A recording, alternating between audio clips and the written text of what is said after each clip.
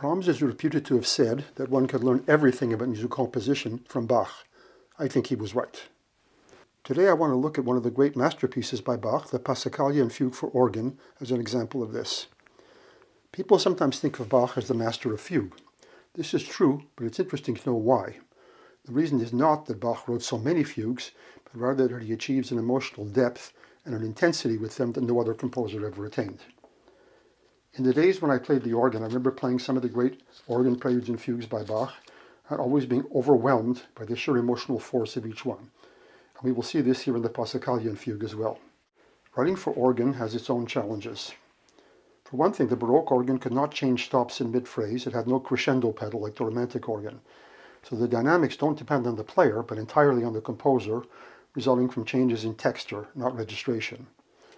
As we will see, Bach's textural orchestration here is incredibly subtle and rich. A Passacaglia is a kind of variation form where the theme is repeated in each variation, usually in the bass. Obviously this is a challenge in the sense that the underlying harmony and the length of each variation are more or less the same, so the composer needs to be very inventive to avoid monotony. One of the many astonishing things in the Passacaglia is how Bach weaves so many rich harmonies around the same basic framework. A Passacaglia is a continuous form, that is to say there's no pause between variations. In this sense it's one large piece and it needs to be treated as such. While each variation imposes some change, there's never a complete stop. In fact, Bach sometimes overlaps the end of one variation with the start of the next to mitigate the potential squareness of the form. The theme is presented in measure 1 to 8 in the bass alone. The first variation is essentially a harmonization of the theme, but with a syncopated rhythm, so as to create suspensions at the start of each bar, thus enriching the harmony. Note how the left hand doesn't resolve at the same time as the right hand chords. This is the first of many examples where we can see what a real master of counterpoint can do, even with a fairly simple texture to enrich it. The upper parts peak in measure 12 to 13 on the high E flat. Let's listen to the theme in the first variation.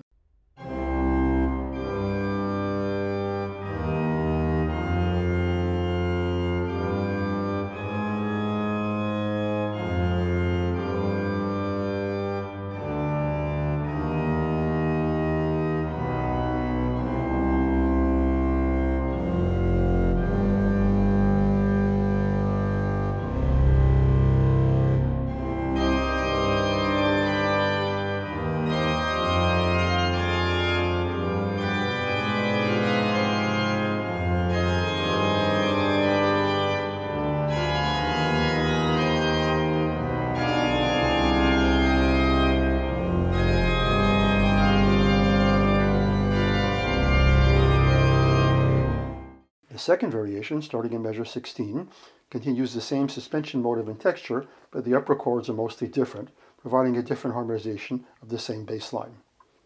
When the third variation starts, in measure 24, there's something new. The texture is now more contrapuntal and imitative, and the rhythm has now changed into continuous eighth notes. Note how the new motive actually starts during the last bar of the previous variation in measure 23. In this variation, we again attain the high A flat, the same as the previous peak. But now there's a kind of rhetorical repetition around it in measure 28 to 31. This is a way to accent a peak that is not necessarily the highest note. Notice how, after repeating the peak, Bach has the line resolved, descending back to the tonic in measure 32. The fourth variation, starting in measure 32, has 16th notes for the first time, with a passing note motive consisting of 2/16ths and then an eighth note. This variation is not overlapped with the previous one to the same extent as variation number 3. This variation also reaches a higher peak, a high C in measure 37. When the fifth variation begins, in measure 40, for the first time the pedal has 16th notes and rests. This is based on the same rhythmic idea as the previous variation, but now it leaps in the 16th notes, and the texture here is clearly imitative, with lots of rests for transparency. It is of course another variation on the main theme, but the rests of the music relax and breathe a little. Remember, on the organ, some of the most dramatic contrast can be had just in note durations, since the notes don't fade out when they're played. In measure 48, for the sixth variation, the theme returns, now in the form of long notes in the pedal. But now the upper parts are made of non-stop 16th notes in a scalar pattern. Notice how Bach makes the scales more interesting by working them out as imitation between the three upper parts. Then, in the seventh variation, starting in measure 56, the texture is thicker. Now the 16th notes don't appear in just one voice at a time. This is how Bach orchestrates a kind of organ crescendo without having to change stops. The 8th variation in measure 64 goes even further.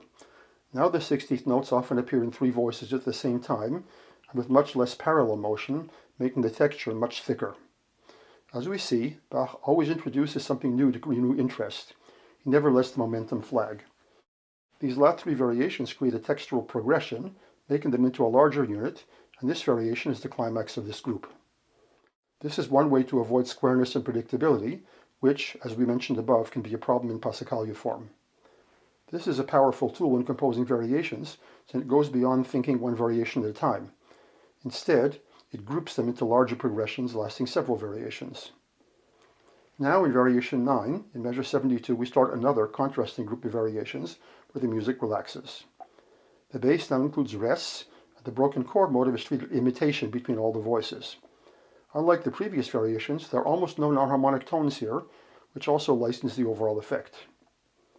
Variation 10, starting in measure 80, has an even simpler texture. The top voice moves in steady 16th notes, and the other voices are completely homophonic, alternating chord notes and rests. The texture lightens again in measure 88, where the pedal disappears completely at the start of variation 11. Now the Passacaglia theme is in the top voice, and there's only one other voice, mostly made up of scales, with occasional neighbor notes. So these last 2 variations provide a contrast with the first intense group of variations. So on a larger scale, they also make up kind of contrasting middle section. Now comes a strong contrast in variation 12 in measure 96. Here Bach returns to full 4-part counterpoint with lots of interlocking imitation between the voices. The Passacaglia theme is still on top, but since the bass and the pedal is so much more mobile, the harmony is much richer. Let's listen to variations 11 and 12.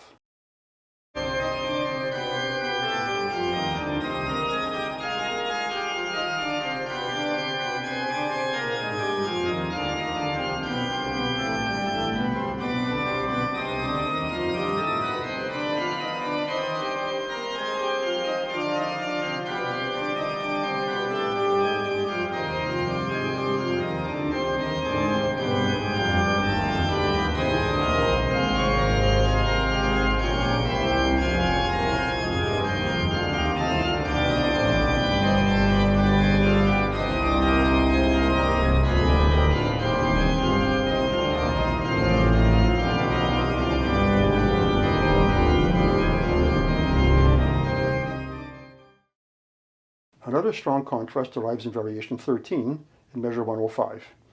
Again, the pedal disappears, now the theme is in the middle voice. So the prominent outer voices for the first time are not derived from the theme. This variation is only 3 parts, but it's still contrapuntally quite active. Variation 14, starting in measure 112, is lighter still. Its main motive consists mainly of arpeggio figures. The pedal is still absent. The top voice also has a motive of 2 eighth notes, but they are also part of the arpeggio. The bottom notes of the left-hand arpeggios follow the Passacaglia theme. Variation 15 turns out to be lightest in the whole movement. Again, there's no pedal, and the arpeggios are all rising, and there's never more than one voice sounding. The Passacaglia theme appears in the lowest notes on the first and third beats of each bar. In variation 16, starting in measure 128, Bach returns suddenly to a very dense texture using multi-voice suspensions, as in the first 2 variations. But in between the suspensions, there are now multiple appoggiaturas in 6 notes, leading into held notes which make up sustained harmonies. The pedal now has the Passacaglia theme again. Let's listen to variations 15 and 16.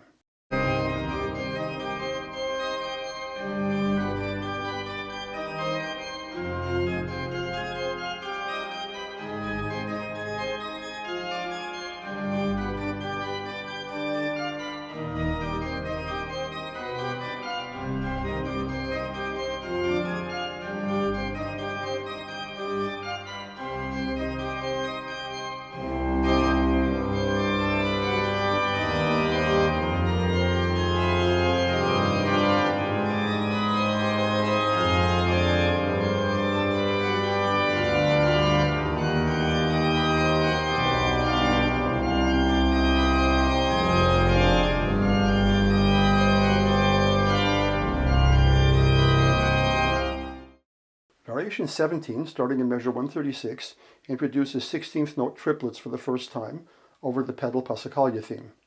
Notice how the 2 upper parts are usually moving in thirds and fifths with each other, but they do not become totally predictable since the direction changes at different times, and there are occasional ornaments, for example in measure 138 and in measure 141 in the top voice. This is an interesting example of how Bach uses many degrees of contrapuntal independence between parts. The result is predictable enough for us to recognize patterns, but there are enough little surprises to maintain interest. In measure 144, variation 18 goes back to elaborate suspensions across the bar lines, but again, the intervening motion is not always exactly parallel, so the various voices maintain some independence. Again, the Passacaglia theme is in the pedals. Variation 19, in measure 152, for the first time has the upper parts ornamenting a tonic chord, treating it like a kind of double pedal point over the Passacaglia theme in the pedals.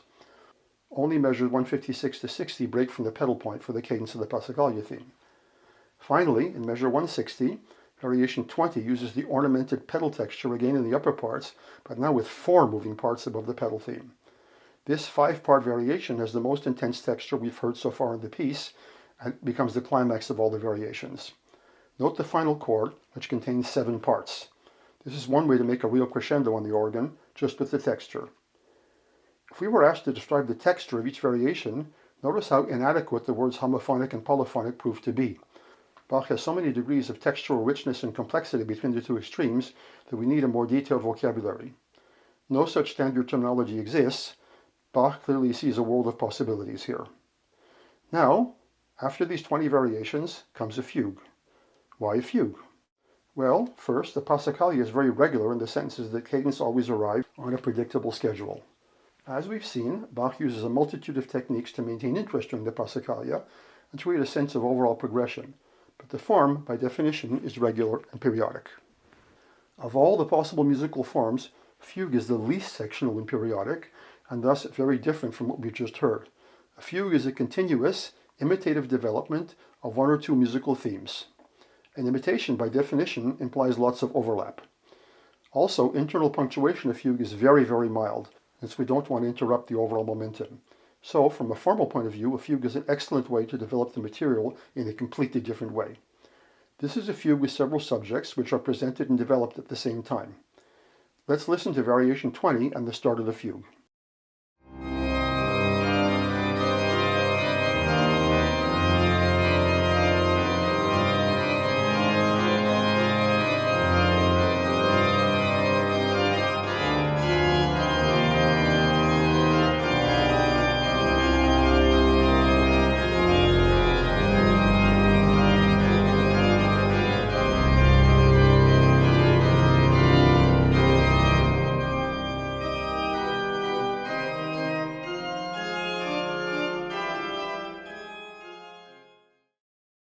The top subject at the start consists of the first 6 bars of the Passacaglia theme.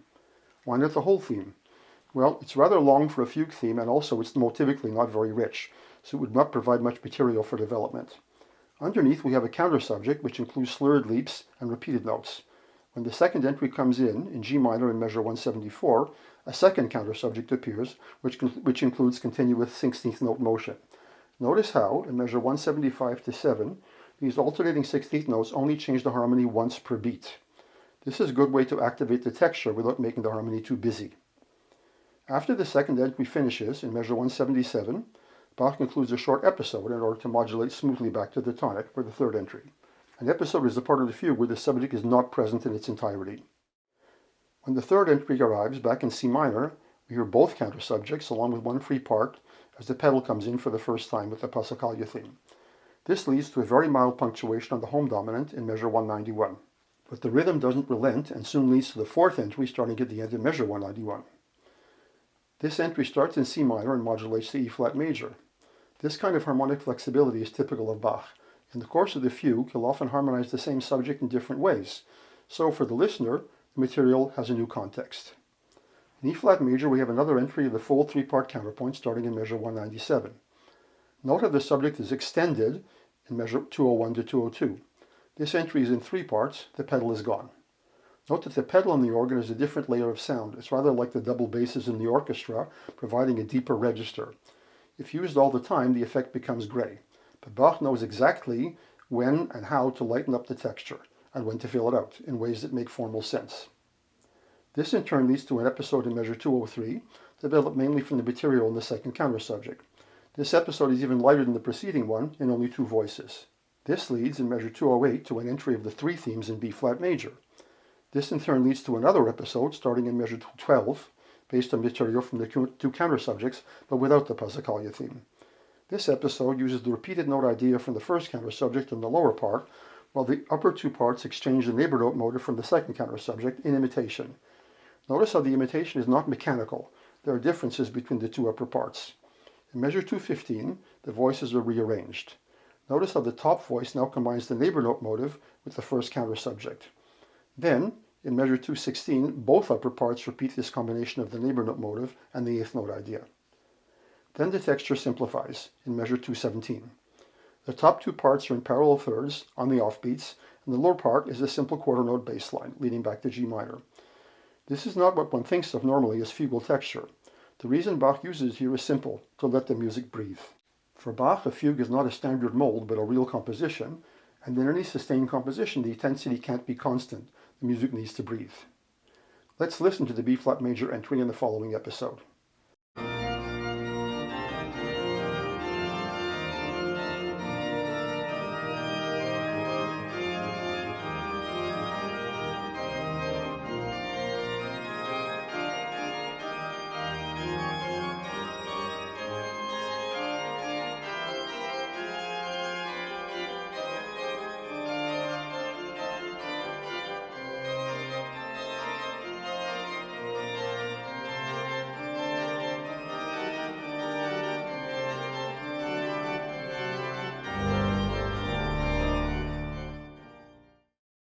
The pedal has now been gone for quite a long time, so its return in measure 220 with another G minor entry is rather dramatic.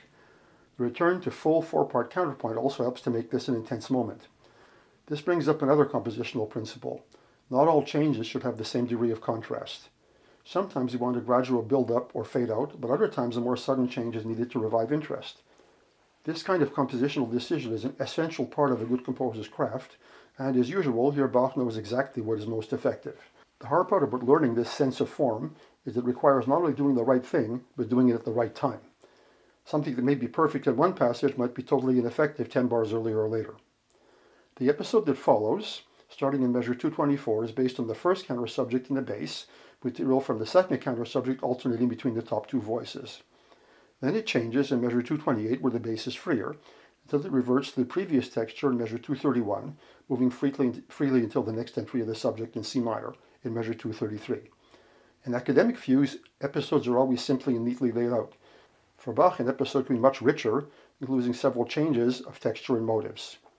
Notice how in this entry, the voice containing the subject is in the middle, and also notice that there were S in that voice just before.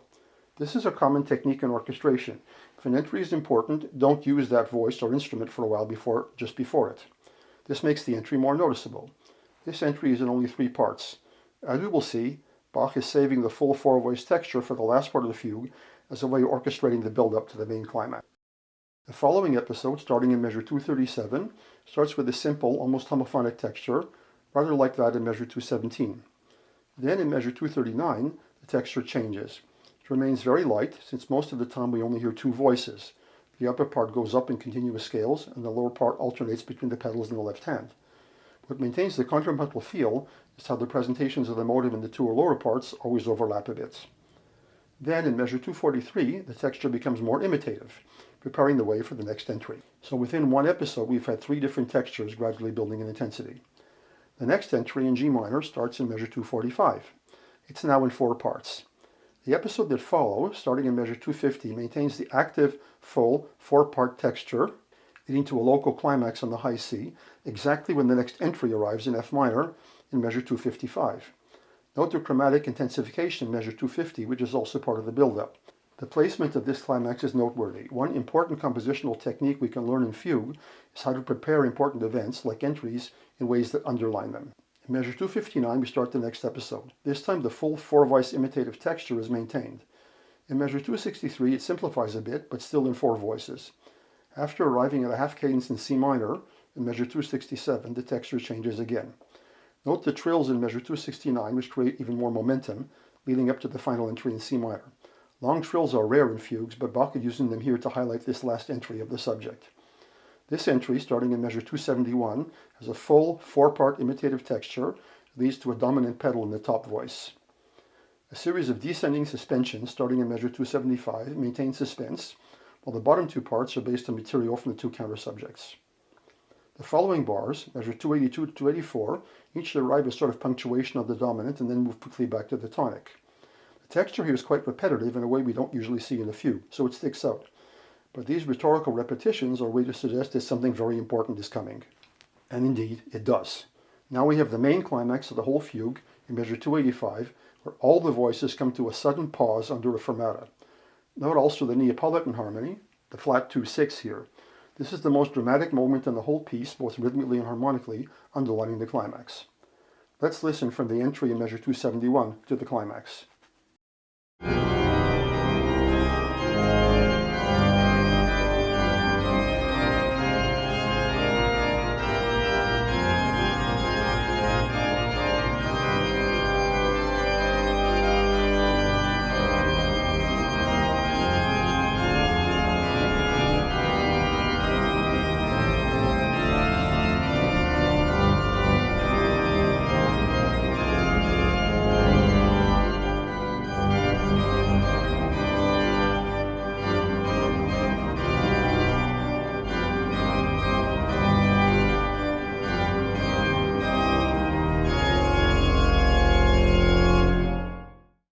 In the following two bars, there's a clear cadence in C. The C for a while is major, acting like a 5 of 4. This is a way to keep the harmony rooted in the tonic while the momentum is gradually liquidated.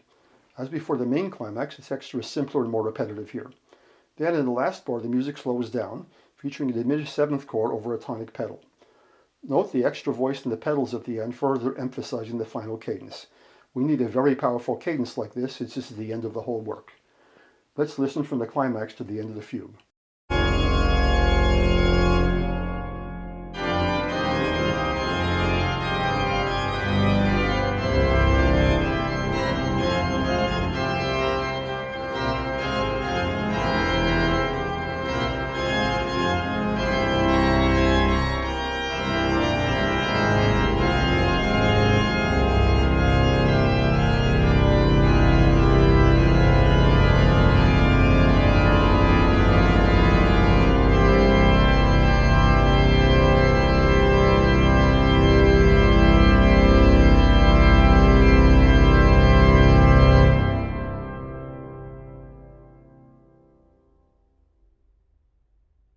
What I've tried to emphasize here is how Bach treats the Passacaglia fugue as a real composition, with all the responsibility that implies. The intensity it creates is unique to Bach. The student should now listen to the whole work. There are many performances on YouTube.